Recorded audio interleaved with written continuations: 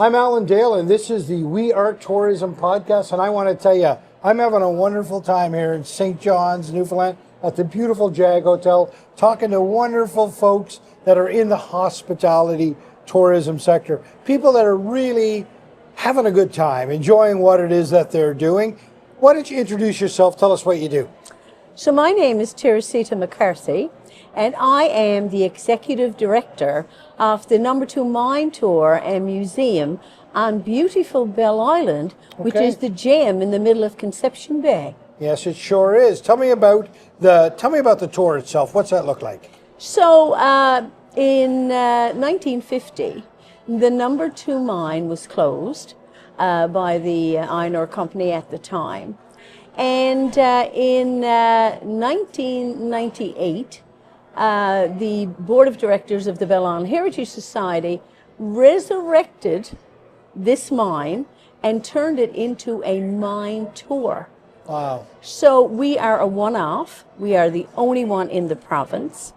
So when people come to visit in the middle of July, when it's 25 and maybe 30 plus, they come into our mine tour. They're expected to wear a jacket because it's between 6 and 7 degrees Celsius. Wow. They're expected to wear comfortable walking shoes.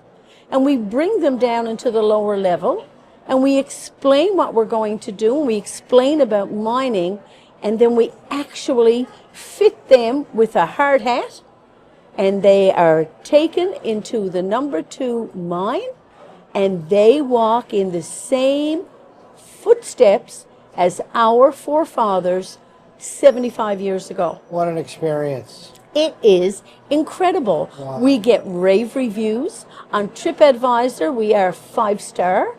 I've seen grown men, Alan, come upstairs from the lower level with tears in their eyes. Wow. I've seen women actually weep. The very first time I took my own dear mother down, she cried all the way down and all the way back. And I kept saying to her, "Mom, why are you crying?" And she said, "Teresita, I had no idea that your father and my father had to work in those conditions." So it is filled with historical significance, but it is filled with heartwarming stories, and our tour guides are exceptional in what they do. So they have what I'd like to call artistic license. So they do have to tell the facts. So they have to tell about the amount of iron ore that came out. They have to tell all of those significant facts. But then they marry those facts with their own personal stories. And those personal stories are what resound with the visitor.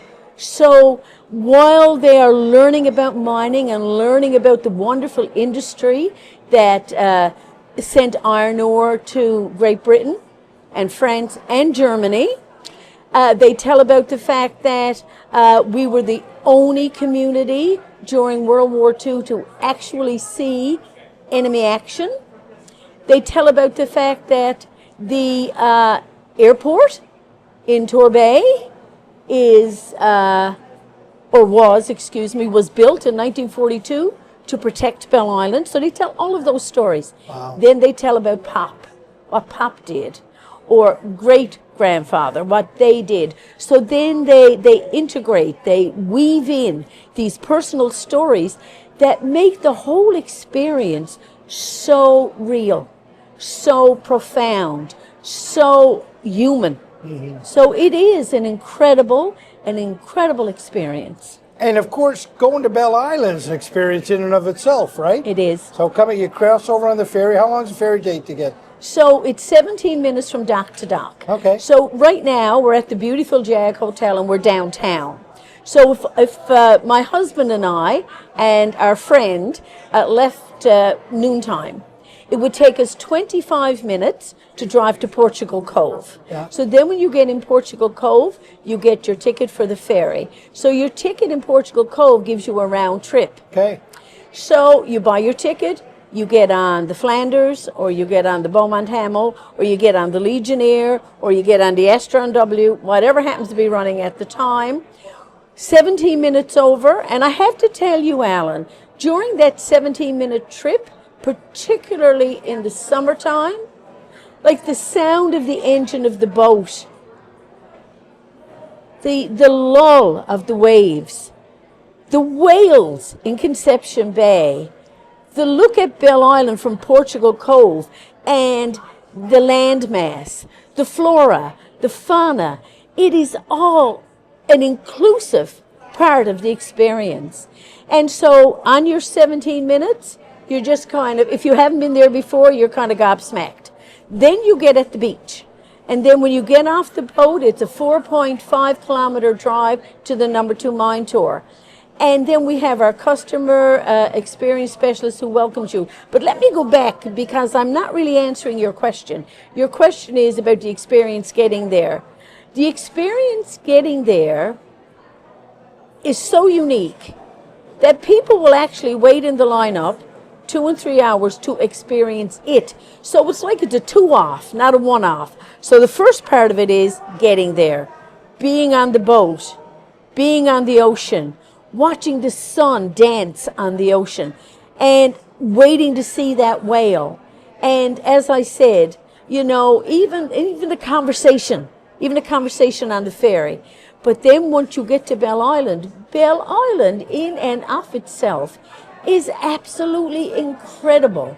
It's incredible. And to think no matter where you are in our whole 9x3, wherever you are, you can see that ocean. Wow. No matter where you are. And people come and they fall in love with it. So how many times are we asked, is there property for sale? Where can I buy a house? You know, how do I get to move here? So to say that we are a unique location is really an understatement. We are a 5-star hidden gem on the Avalon Peninsula in Newfoundland, Labrador. I don't know if there's a better way to end it than that. They're a 5-star hidden gem on the Avalon Peninsula in Newfoundland and Labrador. A must-see, Bell Island. Get down into that mine, learn and understand how the foremothers grew this province, this great province, right there in beautiful Bell Island. Thanks very much for being on the show. Thank you, Alan. This is the face of tourism in Newfoundland and Labrador. Thank you, Alan.